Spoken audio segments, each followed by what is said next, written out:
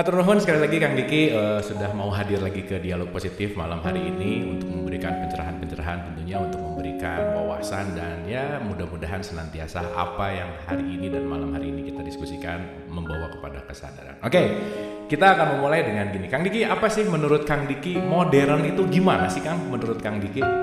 Nah itu dia, akar kata dari modern sendiri adalah modo atau modula. Ya sebetulnya itu berasal dari bahasa Lemuria. Ya berarti sesuatu yang baru, sesuatu yang melompat, sesuatu yang bersifat jauh ke depan, sesuatu yang meninggalkan masa lalu lah. Tapi modern sendiri itu apa sebetulnya? Apakah sekarang kita itu sudah zaman modern, ataukah kita ini primitif menurut zaman masa lalu, gitu kan? Nah, apakah modern itu ketika kita bisa mampu membuat sesuatu dari terlihat sederhana menjadi sesuatu yang maju atau belum pernah orang terpikirkan? Apakah modern itu seperti itu? Apakah modern itu memang pemikiran modern? Ataukah modern itu yang katanya lawan dari kuno? Modern itu relatif sih ya. Oke. Ya modern itu relatif, tapi yang jelas begini. Anggaplah sekarang kita modern, karena kita sudah melewati masa-masa yang sebelumnya. Tetapi ingat, jauh sebelum masa sekarang, itu teknologi jauh lebih modern. Jadi contohnya begini ya. Ini saya perlihatkan ini ya. Ini lampu nih. Ini bukan saya mau sulap kayak gaya-gaya ini Kang Abu Marlo nih, bukan. Ini bukan sulap, bukan sihir ya. Ini science. Nah ini kalau disambungkan, ini baterai ini. Ya ini bukan baterai, ini LED ini kalau disambungkan, kalau di dalamnya ada baterai ini nyala. Ini kan enggak ya. Nah berarti LED ini tidak ada baterai di dalam. Nah ini salah satu contoh saja. Apakah ini yang disebut modern? Apakah ini yang disebut modern dengan kita memberikan air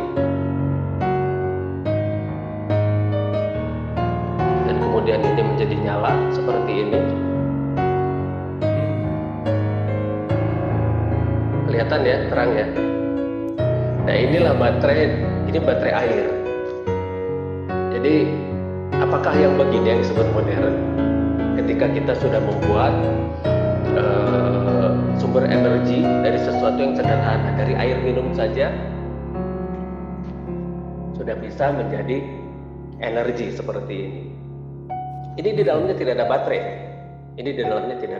Ini murni.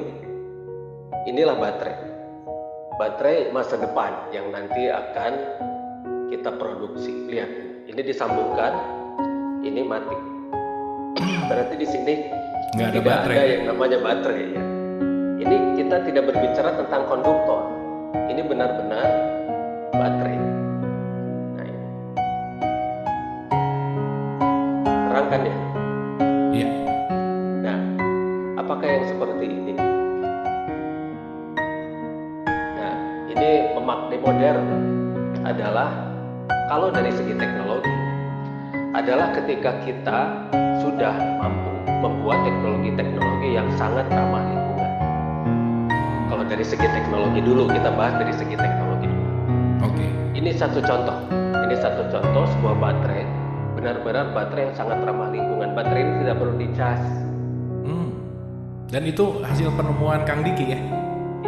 Iya, betul. Ini hasil penemuan saya. Jadi kalau misalnya ngetik nama baterai air atau baterai thorium ya pasti itu ujungnya ke saya lagi di dunia ini. Karena memang saya penemunya.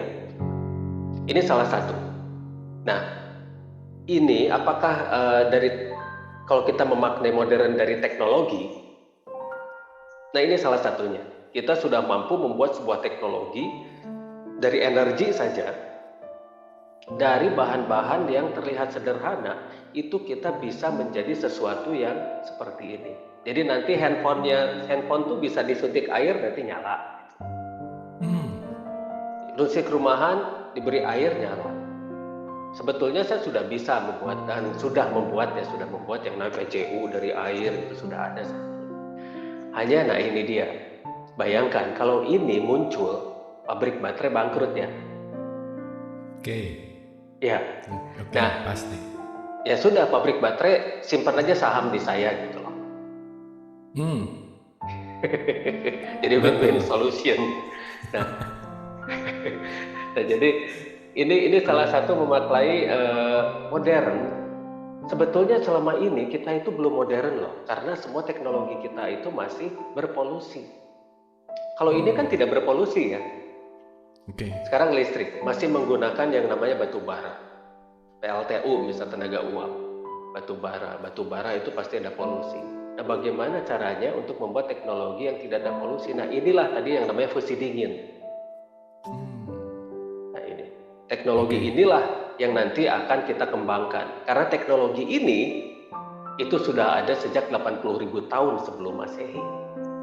Teknologi ini sudah ada 80.000 tahun sebelum Masehi ya, Kang? Betul, sudah ada. Dan itu bisa kita pelajari dari peninggalan-peninggalan arkeologinya.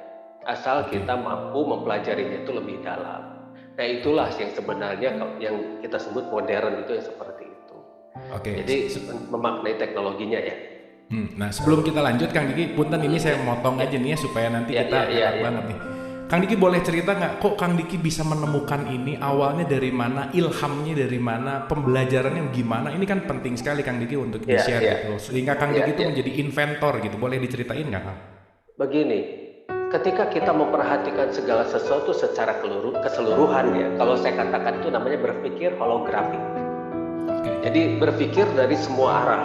Jadi jangan satu arah dan apalagi pakai kacamata kuda. Nah, itu kalau pakai kacamata kuda itu sudah ego yang bicara. Nah, tempatkan diri kita pada hal yang netral. Serap semuanya dan proses semuanya. Dan lihat dari semua sisi, jangan hanya dari satu sisi. Contohnya, ketika saya meneliti tentang Gunung Padang misalnya. Gunung Padang yang ada di Cianjur, Gunung Padang ada yang di Ciwidey, Gunung Padang itu banyak. Nah, ya salah satu peninggalannya itu ternyata di batuannya itu mengandung listrik. Kenapa ini bisa menjadi mengandung listrik? Apa yang terjadi di sini? Kenapa sesuatu benda yang terlihat sederhana ternyata menyimpan sesuatu yang dahsyat? Nah, di sana waktunya kita mulai menggali dengan 4N, nalusur, naluntik, nalar, nalipak istilahnya itu kalau bahasa Sunda itu. Boleh diulang, Kang? 4N apa, Kang? Nalusur, naluntik, nalar, nalipak. Oke. Ya, jadi nalusur itu menelusuri, naluntik itu meneliti, nalar itu memikirkan, dan nalipak itu mengetahui. Jadi 4M, menelusuri, meneliti, memikirkan, dan mengetahui. Jadi 4N itu bisa diganti menjadi 4M. Nah, jadi inilah kuncinya. Kalau kita meneliti sesuatu, jangan berdasarkan buku dulu lah. Kalau misalnya kata buku-buku, contohnya sejarah lah ya. Sejarah itu kan dibuat oleh pemenang perang. Iya, sejarah itu dibuat oleh pemenang perang. Apapun yang dikatakan sejarah, pemenang perang lah yang membuat itu. Jadi pemenang perang lah yang harus terlihat baik dan benar begitu ya. Iya, benar. Nah, sekarang bagaimana caranya kita melihat segala sesuatu yang bersifat objektif, harus bersifat objektif. Sejarah itu kan disebut history ya. History. Nah, sekarang kenapa tidak her story-nya juga? Jadi hisnya harus kan? Iya, harus dua-duanya dong. Jadi biar seimbang, ada balancing di sana. Nah, ketika kita menelusuri semuanya, kita lihat segala sesuatunya secara holografik. Misalnya kita melihat air ini. Apakah yang ada di dalam air ini? Apakah kita sudah meneliti air ini secara keseluruhan? Ternyata air itu molekular kan, hidrogen 2, oksigen 1. Kalau kita meneliti secara lebih dalam lagi, bisakah ikatan molekular hidrogen itu kita lepas? Ternyata bisa. Banyak caranya, bisa dengan elektrolisa, bisa dengan frekuensi, bisa dengan macam-macam lah ya. Yang sudah saya ajarkan juga cara membuat bahan bakar dari air itu. Cuma alhamdulillah sampai sekarang belum pernah ada yang bikin lagi. Nah, duka teuing gitu karena hoream atau karena apa gitu ya. Yang jelas ini tidak berlanjut gitu loh. Tapi udah pernah mass production, Kang Diki? Udah pernah dibikin banyak? Saya sudah ajarkan caranya. Jadi saya berharap yang membuat produk itu adalah orang-orang. Jadi ilmunya sudah saya bagikan, silahkan bikin gitu loh. Ini baterai thorium juga baterai ini, baterai air ini sudah saya bagikan. Bahkan ini sudah jadi salah satu produk unggulan dari Kemenristek Dikti. Jadi teknologi unggulan Kemenristek Dikti itu waktu Hakteknas di 2018. Nah ini salah satunya adalah teknologi saya, salah satunya ini baterai ini. Dan kita adakan edukasi di sana, makanya stand kita yang paling penuh terus gitu di sana. Sampai hari akhir itu penuh terus. Karena kita adakan edukasi, ini loh cara membuat baterainya, begini. Jadi saya ajarkan juga, silakan. Karena ilmu itu bukan milik saya gitu loh. Saya hanya kebagian menyalurkan ilmunya saja. Nah dengan cara 4N tadi, nalusur, naluntik, nalar, nalipat. Nah inilah caranya. Jadi biar kita menjadi seorang inventor, seorang penemu. Karena akal kita ini memang harus kita pergunakan secara maksimal. Nah inilah modern. Modern itu kita tidak berbicara jauh ke depan, tidak. Tapi kita mempelajari masa lalu, kemudian kita rubah masa lalu itu untuk menjadi sesuatu yang baik di hari ini. Nah, baru masa depan itu ditentukan oleh apa yang kita lakukan pada hari ini dan detik ini. Oke. Nah, inilah masa kini. Yang sebetulnya masa kini itu bisa kita rubah sedemikian rupa sehingga kita mampu merubah masa depan itu menjadi jauh lebih baik lagi. Nah itulah kalau menurut saya pemikiran modern itu seperti itu. Jadi pemikiran modern itu dia tidak melupakan masa lalu. Dia tapi dia tidak tenggelam di masa lalu itu. Maksudnya tidak hidup di masa lalu juga. Dia tidak melupakan. Dan dia mempelajari secara keseluruhan. Dan jauh ke belakang, jangan hanya sepotong-sepotong. Kalau sepotong-sepotong, ya nggak jadi apa-apa. Gitu. Ini hanya salah satu, dan sebetulnya masih banyak. Masih banyak ya? Masih banyak. Peninggalan peradaban, leluhur kita tuh sudah meninggalkan segala sesuatu yang luar biasa untuk kita dan lengkap. Hanya kita zaman sekarang masih masih sulit menerima karena teknologi leluhur kita itu ditutup.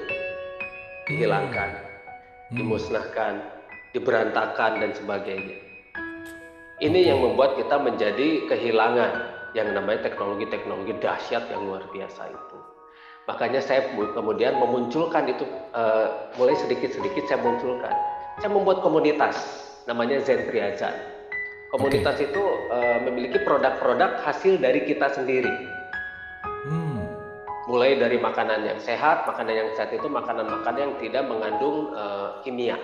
Maksudnya kimia anorganik ya. Kimia anorganik itu seperti kimia buatan dan sebagainya.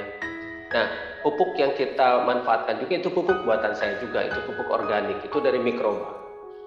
Nah, kemudian makanan-makanan juga, pakannya juga kita buat sendiri, suplemen kita buat sendiri, sehingga makanan-makanan yang kita makan itu adalah toyib. Baik untuk tubuh. Makanya kenapa kita banyak yang sakit dari makanan halal ya? Iya ya, banyak sakit dari makanan halal karena belum tentu toyib ya Kang.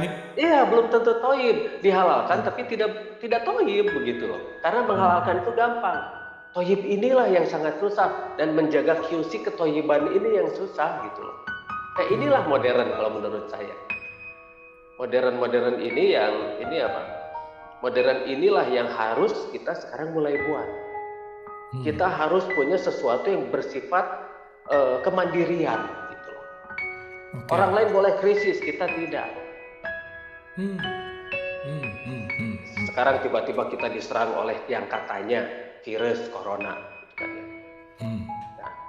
Nah, bagaimana kita sekarang bertahan dari itu? Berarti kekebalan tubuh kita harus naik. Nah, buatlah dari semesta, dari alam ini yang banyak bahan-bahan baku untuk membuat tubuh kita menjadi kuat. Nah, banyak sebetulnya itu. Nah, akhirnya kita buatkan penguatnya itu. Jadi, kita semua sudah punya solusinya untuk segala sesuatu. Jadi, mereka yang berpikir modern itu tidak akan terkena krisis karena berpikir kritis. Asik kan ya? Krisis berpikir kritis ya. Iya, tidak akan kena krisis karena berpikir kritis. Dia tahu persis segala sesuatu. Dia bisa memprediksi. Memprediksi itu bukan meramal ya. Memprediksi itu karena kejadian sekarang itu bisa kita urut nanti ke depannya itu seperti apa. Seperti Fibonacci lah. Fibonacci itu sampai daun jatuh pun bisa terhitung sebetulnya.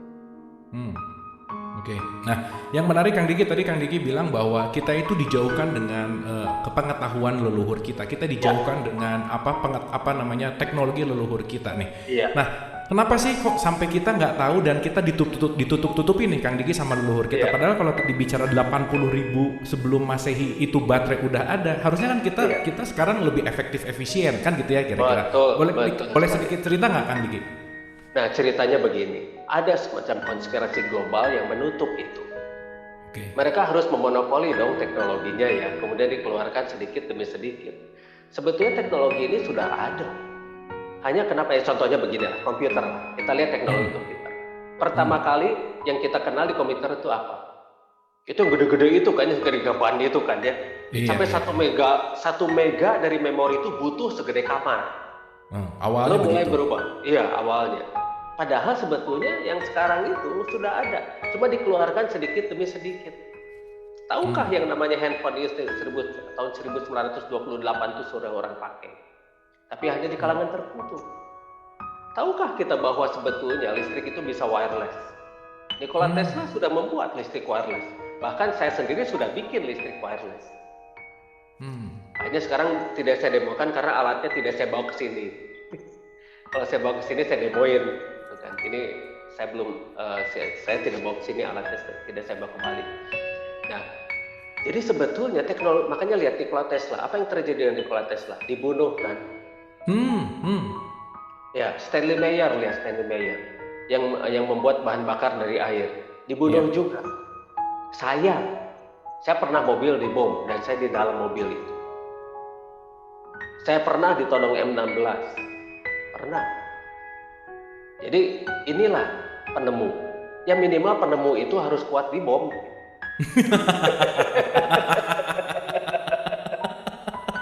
Oke. Dan tapi kalau ngelihat gitu ceritanya selalu berulang ya Kang Diki ya? Selalu berulang. Nah makanya kenapa ini mereka tutupi, karena mereka menguasai teknologinya itu sendirian. Sedangkan seperti Tesla itu kan membagikan teknologinya. Ya termasuk saya bagikan teknologinya, itu yang menjadi mereka kesel gitu. Kenapa teknologi ini itu dibagikan? Kenapa dia tidak menjadi orang kapital gitu? Padahal ini bisa kita pergunakan untuk umat. Karena seharusnya kita itu harus bisa saling memakmurkan gitu loh. Inilah manusia. Manusia itu ini urusannya adalah planet. Karena kita khalifah fil ard kan, bukan khalifah fil negara atau khalifah fil RT juga kan. Fil ard benar Pak. Fil ard ya. Jadi urusan kita tuh planet. Bayangkan kalau kita sudah bisa saling memakmurkan. Tugas kita di planet itu bukan untuk bersaing, tapi untuk saling membantu, untuk bekerja sama, untuk saling memakmurkan. Jadi kalau misalnya, jadi kalau misalnya kita diajarkan untuk bersaing, itu yang jelas bukan ajaran manusia. Ajaran manusia adalah saling memakmurkan dan bekerja sama. Kalau dia masih diajarkan persaingan, itu bukan ajaran manusia. Oke.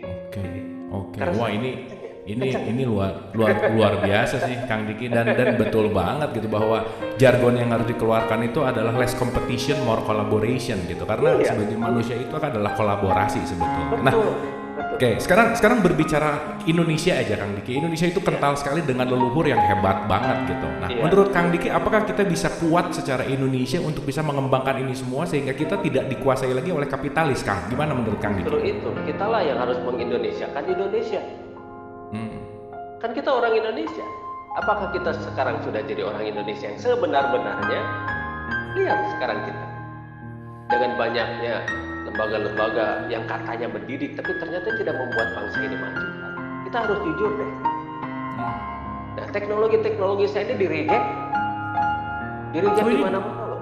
Ini udah pernah diajukan dan di-reject Kang Diki? Oh iyalah, sudah puluhan tahun saya selalu di-reject. Saya punya rehabilitasi narkoba di Indonesia mah di-reject, di Malaysia diterima. Rehabilitasi narkoba saya itu tercepat di dunia dalam waktu 3 hari orang sembuh. Tapi saya malah dimusuhi oleh mereka-mereka itu yang berkepentingan. 3 hari loh, 3 hari itu sudah dijamin sembuh.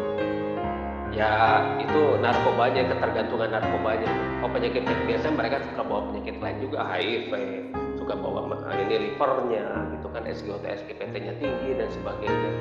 Nah itu bisa ditreatment dengan cara yang berbeda.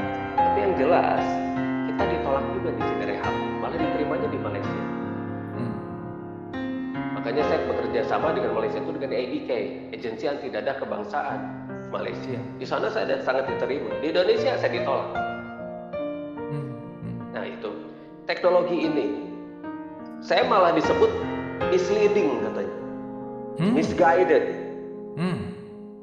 Padahal saya sudah buktikan di depan mereka. Saya sudah buktikan di depan mereka bahwa yang namanya ini teknologi ini sudah bisa langsung menggerakkan turbin itu dengan fungsi dingin ini, langsung bisa menyalakan lampu-lampu dan sebagainya. Tapi tetap karena teknologi ini ditolak karena ini murah. Makanya akhirnya saya membuat komunitas sendiri untuk kalangan sendiri dulu. Ini loh, kita akan membuat sebuah kalangan yang benar-benar mandiri, mulai dari mandiri energi, sandang, pangan, papan, semuanya mandiri. Dan kita sudah punya yang namanya pengolahan sampah yang tidak ada polusi dan sebagainya. Lalu si sampah itu menjadi produk yang lain. Tapi apa yang terjadi? Malah banyak yang nyinyir. Padahal mereka sudah lihat alatnya itu, sudah lihat saja Instagram saya. Di Instagram saya itu teknologi itu saya munculkan. Dan di YouTube pun ada tuh yang namanya ini generator tanpa bahan bakar saya di sana, yang dengan salah satu wartawan. Nah itu yang nontonnya sudah jutaan itu. Isinya di bawahnya komentar-komentar tuh kebanyakan nyinyir. Karena apa? Karena kebanyakan mereka tidak tahu rahasia X-nya itu apa. Saya belum menyebutkan soal thorium di sana. Dan apa yang terjadi dengan thorium itu? Ada Undang-Undang Nomor 31 Tahun 4 yang melarang kita menggunakan thorium. Padahal thorium itu adalah sumber energi yang benar-benar aman. Karena radiasinya itu hanya alfa dan beta. Saya pernah demonstrasikan di salah seorang ahli nuklir. Saya ini thoriumnya itu saya jilat, aman. Dia kaget.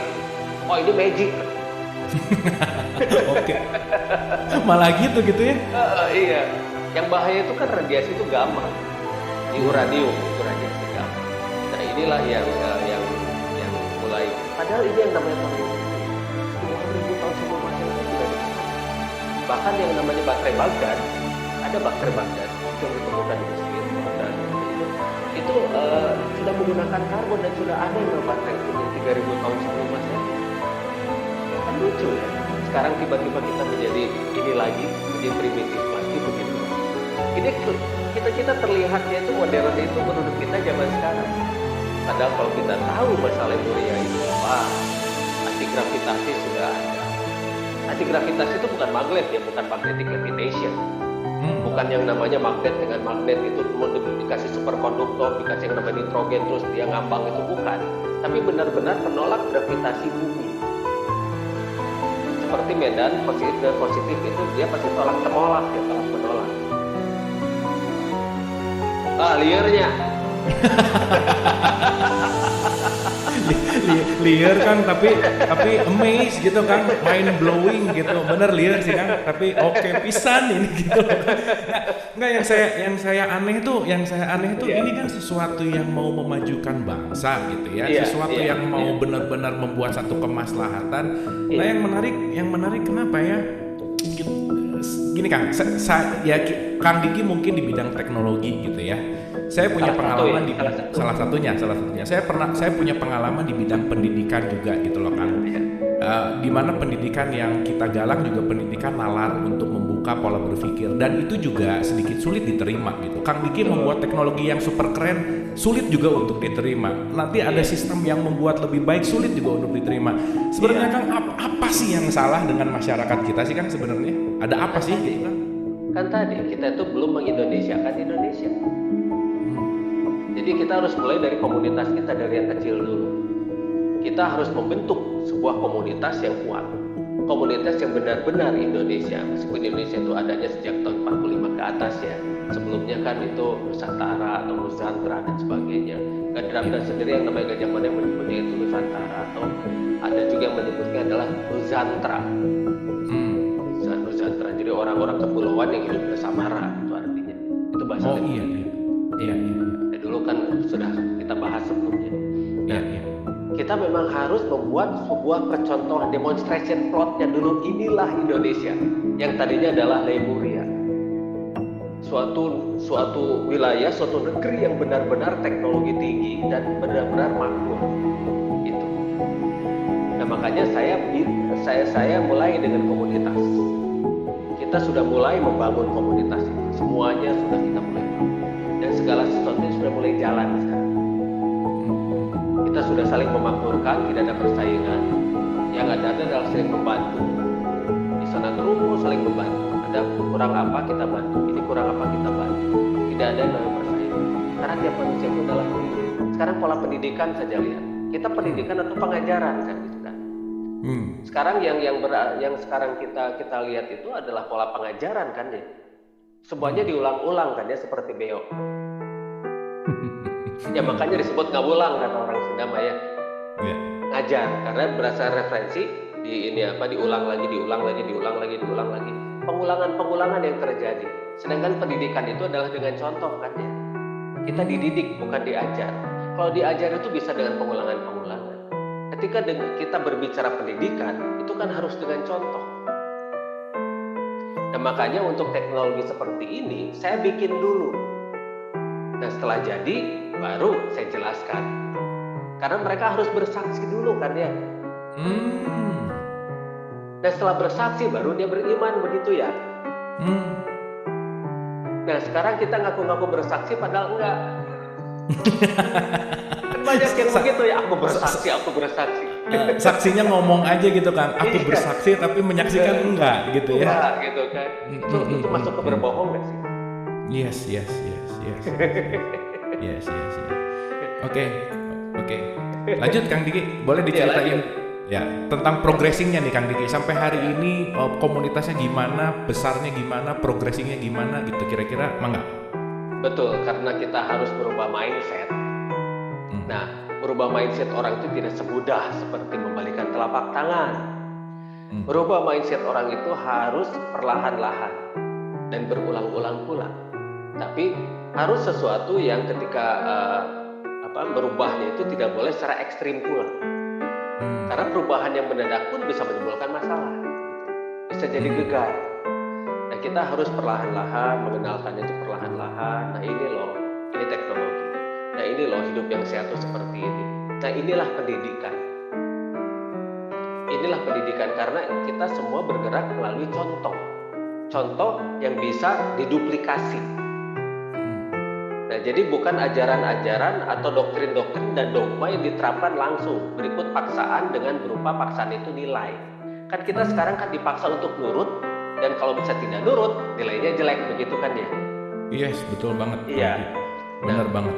Itu nilai itu adalah akhirnya bukan nilai-nilai dalam bentuk kemanusiaan, perbuatan dan sebagainya, bukan nilai-nilai norma, tapi nilainya berupa angka kan ya? Justru itulah yang menjadi kita mundur. Terus semakin lama semakin mundur, akhirnya kita menjadi bangsa yang selalu kalah, yang selalu hanya mengekspor tenaga kerja, bukan mengekspor teknologi, bukan mengekspor ilmu pengetahuan, bukan mengekspor segala sesuatu yang aheng-aheng dari masa lalu, yang hebat-hebat dari masa lalu dari kaum leluhur kita. Makanya kita harus mengindonesiakan Indonesia. Yes, harus mengindonesiakan Indonesia ya.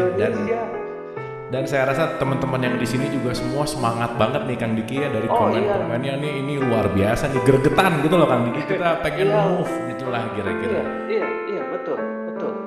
Dan sekarang sudah waktunya kita bergerak. Kita tidak bisa berwacana lagi sekarang. Sekarang waktunya move. Sekarang waktunya kita bergerak. Sekarang waktunya kita berubah. Nah, ini sudah saya jalankan dan sudah bergerak. Kita sudah bergerak. Ayo gabung saja. Jadi kita gabung, kita saling memakmurkan, dan kita akan lebih maju dari bangsa lain. karena harus dimulai dari diri kita. Makanya sekarang sudah bukan kita lagi yang bicara, tapi nanti kita akan berubah menjadi kami. Jadi kamilah yang akan berubah, kamilah yang nanti akan maju, dan kami tidak akan kena krisis meskipun dunia ini krisis. Merdeka. Oke, boleh tepuk tangan dulu dong. Ini luar biasa banget nih. Senin langsung dikasih boosting ini nih, luar biasa, mantap Kang Diki ini. Apa namanya, energi Kang Diki menyampaikannya aja membakar semangat saya rasa, dan semua teman-teman di sini yang tergabung di ini ada 500 lebih di YouTube, ada 200 lebih, dan mudah-mudahan ini semua terus menggaung dan perlahan kita akan membuat new paradigm gitulah Kang Diki. Yang ingin didalamkan lagi Kang Diki, berarti kalau begitu kita berbicara modern hari ini tuh sebetulnya mundur jauh dari belakang, dari di masa lalu gitu ya Kang Diki ya? Sebetulnya iya. Sebetulnya iya. Gimana Kang Diki? Jauh sekali. Contohnya begini, masa lalu itu ya, sejak zaman Lemuria, itu yang namanya pertanian itu tidak seperti sekarang. Jadi pertanian itu mereka sudah betul-betul menggunakan teknologi yang sangat canggih. Jadi semuanya itu, semua teknologi yang sangat canggih itu sangat terlihat betul-betul alami. Contoh, memproduksi natrium fosfat dan kalium untuk yang namanya hara tanah itu menggunakan mikroba yang benar-benar bisa menghasilkan, dan itu sudah kita buat. Namanya mikroba DZA, gitu.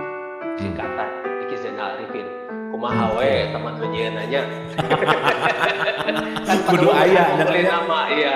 Kedah aya laras kudu aya teh gini. Iya. Dan saya sudah bekerja sama dengan beberapa BUMN, beberapa BUMN pupuk. Tapi ini tidak jalan karena bukan apa-apa. Ada cerita di balik itu yang tidak perlu saya ceritakan di sini, bukan apa-apa. Itu sensitif. Nah, tapi akhirnya saya ajarkan pada para petani. Saya ajarkan cara membuatnya. Karena teknologinya harus dibagikan. Saya sudah beberapa kali membuat pelatihan membuat pupuk organik cair ini, POC, pupuk organik cair DZA. Dan silahkan pakai, silahkan buat, silahkan pakai. Yang jelas, beras organik kita itu arseniknya 0. Beras organik yang dari beras ini anorganik itu ada arsenik. Makanya kenapa makan beras itu, yang beras anorganik itu ke badan itu nggak sehat. Makanya orang-orang diabetes kan nggak boleh makan itu ya, nasi ya. Iya. Nggak boleh terlalu banyak waktunya. Tapi kalau beras organik yang arseniknya 0 ini itu bebas, silakan saja. Ini sudah disampaikan ke WHO loh beras kita itu, dan mereka betul-betul mencari beras yang seperti ini. Ada hasil tes Sukopindo aja. Kalau nanti mau lihat ya kita hasil labnya juga ada dong. Nah, mungkin nanti harus coba dulu berasnya. Harus bersaksi kan? Bersaksi dulu baru beriman gitu loh. Nanti saya kirim deh berasnya ya. Siap Kang. Dan ini semuanya di komunitas ya Kang Diki ya? Masih komunitas. Karena misalnya begini, ini pernah kejadian di satu daerah di Sulawesi. Ketika kita panennya lebih bagus dari mereka, ada sabotase. Jadi petak sawah kita itu disabotase oleh mereka dengan racun rumput. Dan itu sering terjadi. Kita menghadapi mafia. Yang kita hadapi itu mafia. Belum mafia, belum kakevia, baru emaknya aja udah seperti itu gitu. Emaknya aja tas jangarnya. Iya. Nah, belum kebuyut ada sebagai janggowareng udah siur bawah dan sebagainya lah itu riweuh. Nah, tapi yang jelas begini. Ini karena ini bagus untuk tanah juga. Lihat tanah yang menggunakan pupuk anorganik itu hancur, rusak ya. Nah, tapi kita bicara majakan lagi. Nah, itulah teknologi yang sebenarnya dari pertanian. Teknologi yang benar-benar berkolaborasi dengan semesta, dengan alam. Jadi alam itu akan memblessing kita. Alam itu dengan teknologi yang seperti ini, alam itu akan benar-benar bekerja sama dengan kita. Semuanya menjadi harmonis dan hasilnya pun akan jauh menjadi lebih baik. Itu dari pertaniannya. Peternakan misalnya. Peternakan kita itu sudah membuat yang namanya pakan sendiri, suplemen sendiri, sehingga ayam kita itu sudah tidak lagi ada pakai antibiotik, ada vaksin, itu enggak. Dan semua pakannya itu sehat. Jadi kita makan pun kolesterol nggak naik, badan kita itu baik-baik saja, begitu loh. Dan ayamnya pun tidak ada yang namanya alot-alotnya. Iya, nggak ada. Ayam alot di kita itu nggak ada. Tahyul itu kalau ada. Kan ayam suka ada alot ya. Suka lihat, nah ini mah enggak. Nah itu juga nantilah kita kasih ya. Soalnya harus bersaksi. Harus benar-benar membuktikan, menyaksikan harus gitu membuktikan, ya. harus menyaksikan, dan ketika sudah menyaksikan, disitulah keimanan. Oke. Dan mudah-mudahan kita semua segera beriman, Kang Diki ya. Jangan ngomong aja gitu ya. Iya, karena kita semua sudah ada, dan ini kemajuannya sudah luar biasa di komunitas kita. Dan ini sudah terus berkembang. Komunitas kita tuh berkembang. Komunitas ini berkembang semakin besar. Nah, ini yang kita harapkan. Nah, teknologi ini yang dari masa lalu ini akan sudah kita terapkan. Terus ini ada satu wilayah yang kena limbah dari pabrik tekstil. Saya tidak perlu sebutlah pabrik tekstilnya apa. Nah, si limbahnya itu kita treatment sehingga menjadi air bersih. Tapi kita tidak perlu bekerja sama dengan pabriknya. Begitu dia dibuang ya kita bantu masyarakatnya saja. Nah, tadinya itu tidak bisa bercocok tanam di sana itu. Nah, begitu si masyarakatnya itu sudah kita bantu, airnya terus kita bantu pupuk organiknya dan sebagainya. Sekarang mereka sudah bisa bercocok tanam lagi dan hasilnya itu sangat bagus. Nah, tapi kita bergerak diam-diam saja. Kita bergerak silent. Karena kalau kita gembar-gembor, ini malah bisa diserang duluan oleh mereka-mereka yang kaum yang tidak menyukai ini terjadi. Makanya kalau misalnya kita mau bergerak, kita sebaiknya silent saja. Kita kepung dulu sisi-sisinya, jadi kita kuasai dulu sisi. Nanti setelah kita menguasai sisi, ke tengah tuh gampang. Seperti kita main Othello. Kuasai dulu sisi semuanya. Begitu sisi bisa kita kuasai, ke tengahnya itu gampang. Dan kemudian energi juga itu sama, pengairan juga itu sama. Jadi ketika energi, kita punya suatu energi yang sangat berlimpah, yaitu matahari. Sekarang solar panel itu efektivitasnya cuma 17%. Kita sudah bisa membuat solar turbin, jadi si solar panelnya itu menjadi 100%. Jadi dengan solar panel ini ya sekitar 60 kali 40 cm, kita bisa menghidupkan satu rumah, TV hidup, kulkas hidup, segala macam itu hidup. Nah itu sudah ada. Tapi itu baru di community dulu. Kita belum keluar.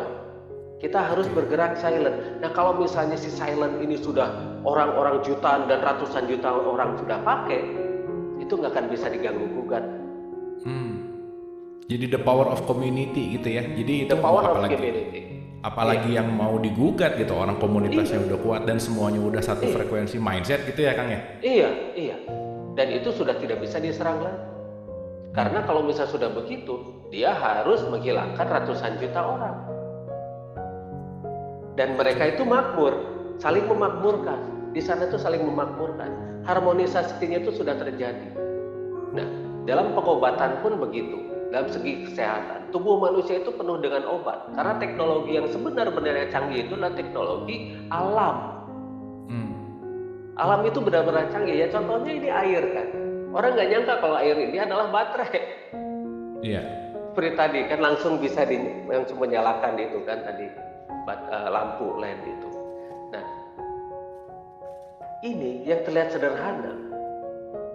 Sebetulnya disinilah kita itu suka tidak pernah aware pada kesederhanaan. Padahal semakin sederhana sebuah teknologi, itu adalah kecanggihan dari teknologi itu sendiri. Ya contohnya di Gunung Padang, batuan. Kita melihat itu hanya batu. Orang melihat itu sederhana, itu cuma batu biasa. Tapi ketika kita ukur, ternyata itu semua mengandung listrik. Ketika kena air, listriknya itu meningkat. Saya sudah ukur itu di sana. Dan saya sudah coba nyalakan itu pakai LED juga, dan nyala LED. Orang-orang nggak tahu, penelitiannya nggak sampai sejauh itu. Tapi lihat, sederhana kan? Itu seperti batu biasa ya. Kita kasih seng dan tembaga, tempelkan saja seng dan tembaga di sana. Basahi saja dengan air sedikit. Nah, coba ukur. Itu di atas 1,5 volt rata-rata. dan ampernya besar. Kalau voltase mah bisa saja tinggi. Kalau voltase nggak ada ampere mah percuma dong, itu kan. Ada voltase nggak ada watt, itu sama seperti itu. Nah, di sana ampernya itu sangat besar. Bahkan sebetulnya satu Gunung Padang itu bisa menghidupi satu kecamatan, mungkin bisa lebih.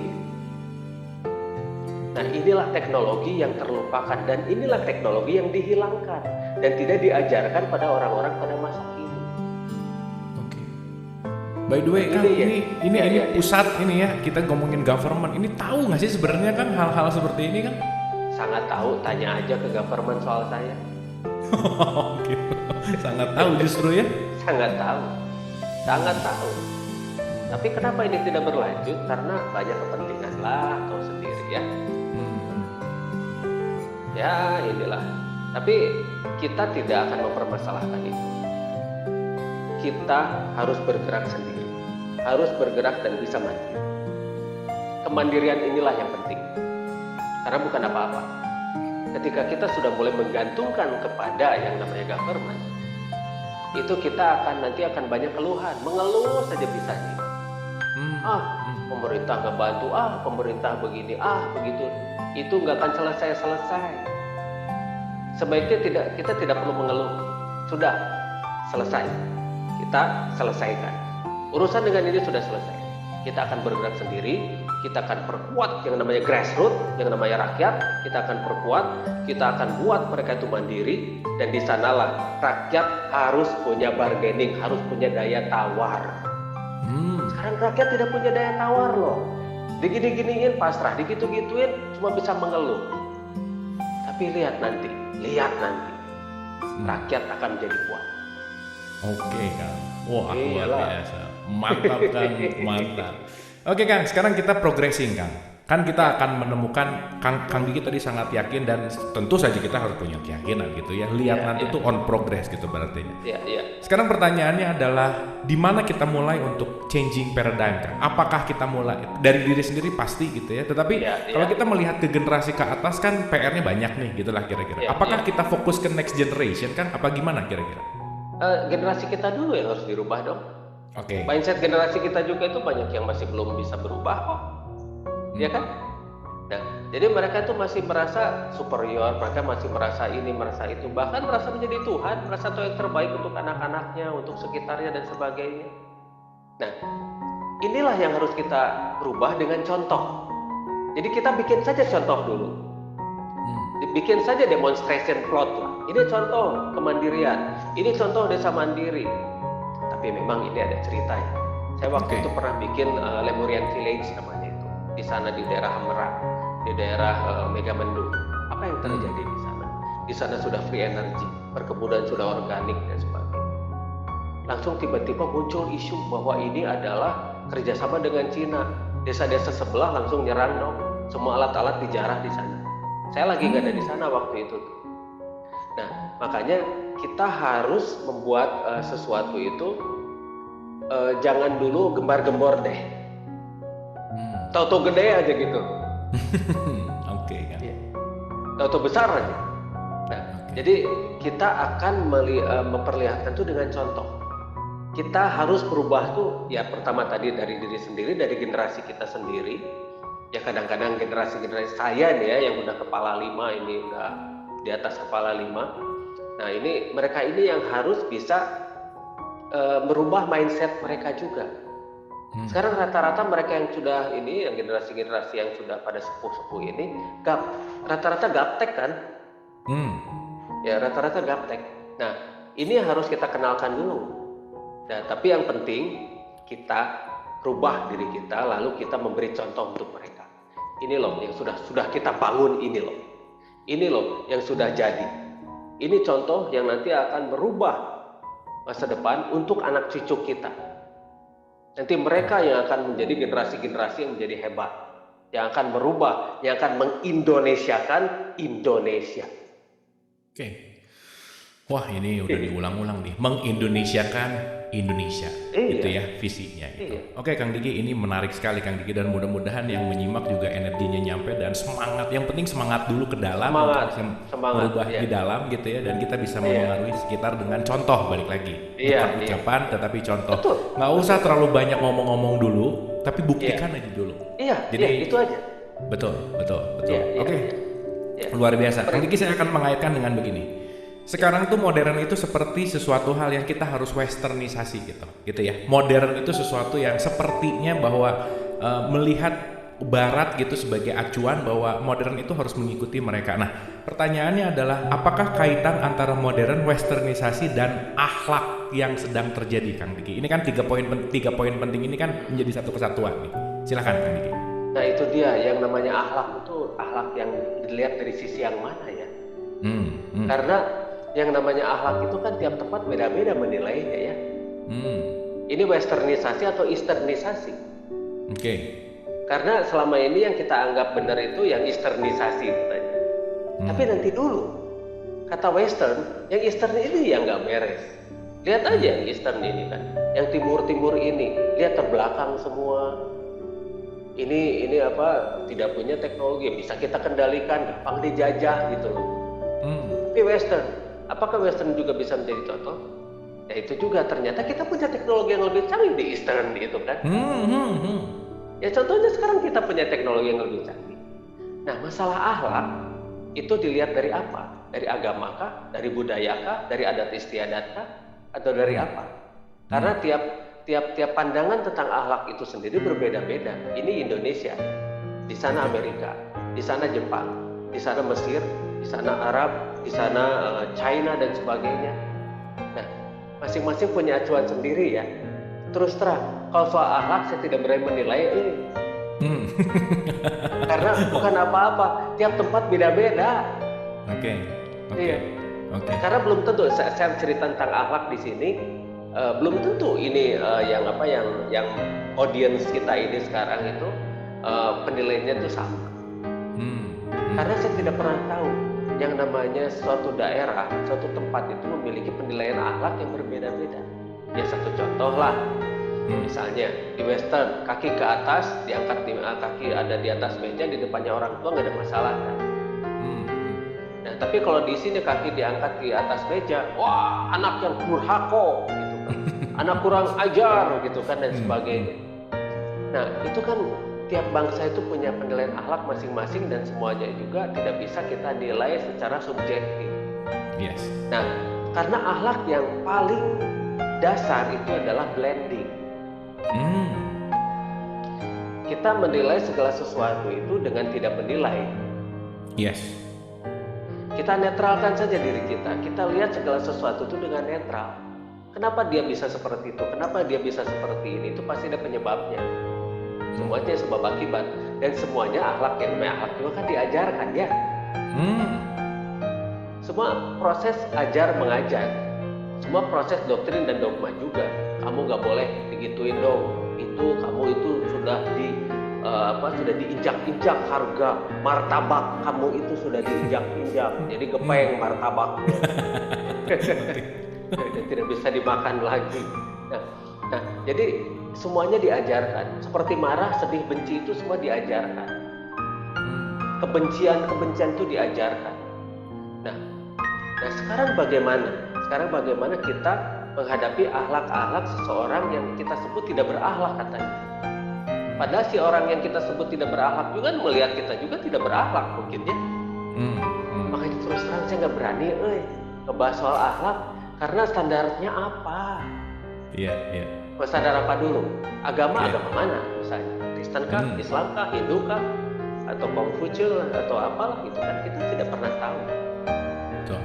Tapi poin pentingnya adalah menilai tidak menilai gitu ya Kang ya. Menilai untuk tidak menilai itu yang poin penting ya.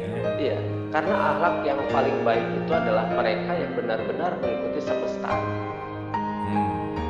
Apakah akhlak kita itu sudah sesuai dengan semesta dan itu kita mengikuti pola keseimbangan. Jadi bukan pola-pola yang ditentukan oleh A, B, C, D dan sebagainya. Makanya terus terang kalau ditanya soal akhlak dan sebagainya, ini saya mau balik nanya lagi, akhlak berdasarkan apa? Oke. luas gitu ya, Kak, ya? Iya, agama, Oke. berdasarkan adat, berdasarkan budaya, berdasarkan kebiasaan masyarakat, atau berdasarkan apa? Dan agama juga, agama apa dulu nih? Agama Islamkah, Kristenkah, Hindukah, Buddhakah, atau agama-agama lain? Iya. Terus terang, tapi yang jelas ada satu akhlak yang universal. Akhlak yang universal itu adalah akhlak yang benar-benar dia itu bisa menyatu dengan universe dan dia benar-benar menjadi khalifah fil ard yang baik dan benar. Jadi dia tidak menilai segala sesuatu berdasarkan kacamata kuda. Dia akan memaklumi segala sesuatu dengan menurunkan egonya. Yang paling asik itu ketika kita sudah menurunkan ego dan memaklumi orang lain, itu asik loh.